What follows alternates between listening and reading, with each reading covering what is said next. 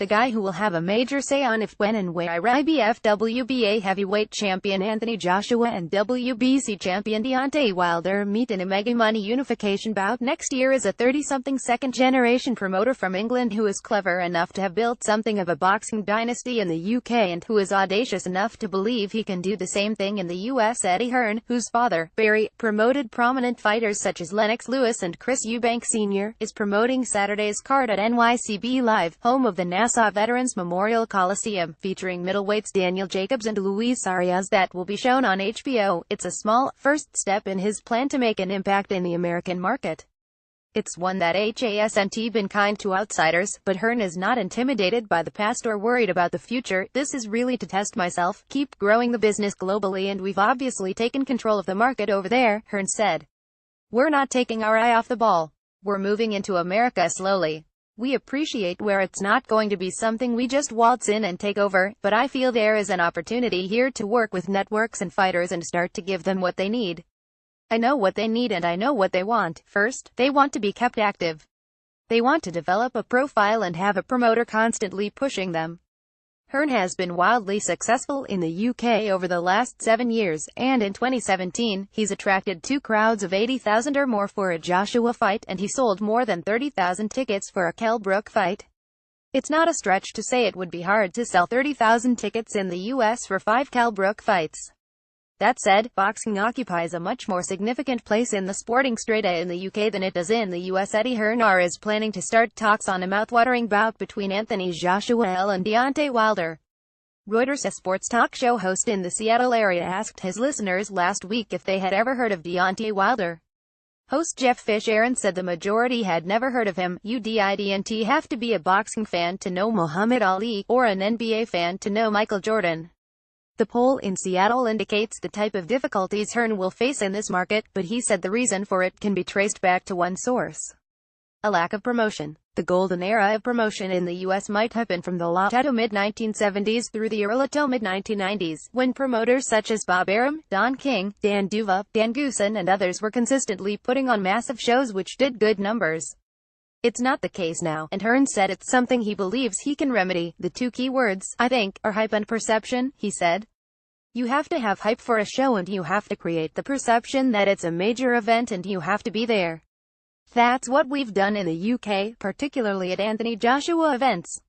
It's a must-see. It's a must-see fight, a must-see event, and people clamor for tickets. We've been able to create a demand so that when tickets go on sale, you feel like you must get a ticket. There is no denying it. Creating that demand is the problem in the US. There are many elite American boxers who don't have much of a profile. And the fight game is one of those where fans need to feel an investment in the athletes before they full commit to supporting him or her. A fighter like the recently retired light heavyweight champion Andre Ward couldn't sell on pay-per-view, and the combined total of the 2 biggest pay-per-view events of his career, bouts against Sergey Kovalev in 2016 and 2017, barely sold a combined 300,000, this despite it being Ward's toughest fight and Ward being an undefeated American with a gold medal in his trophy case and a spotless personal history. Attendance was also weak at those fights, relatively speaking. And that brought Hearn to Wilder, who is managed by Al Heyman and Shelley Finkel and promoted by Lou DiBella. There is no love lost between Hearn and DiBella, and they frequently battle on Twitter.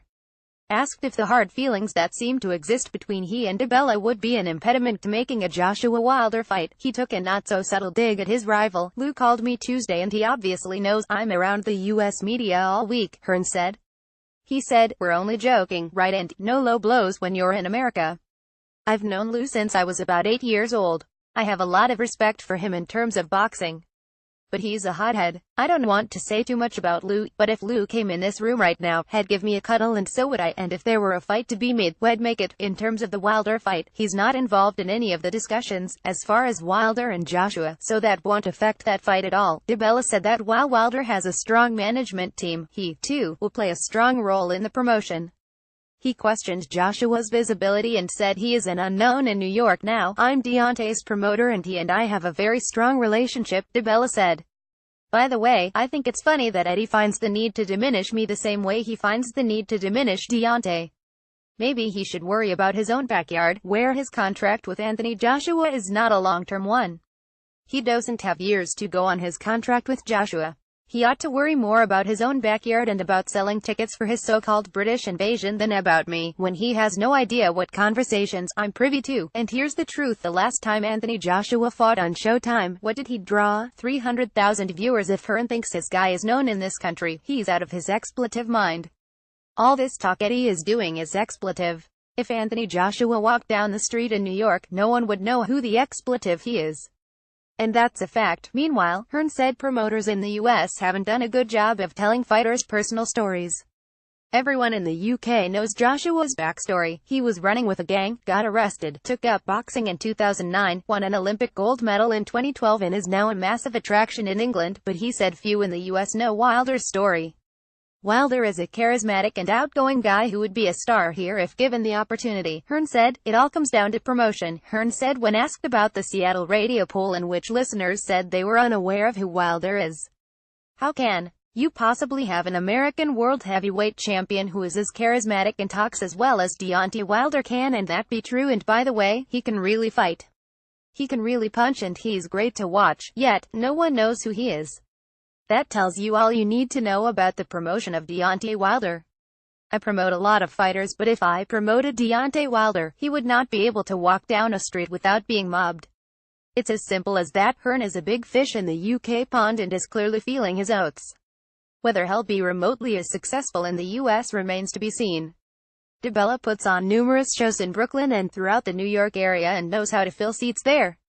Hearn is betting that he can do the same on a wider scale in the US. The odds would suggest he's not going to have nearly the same kind of success here that he's had in England.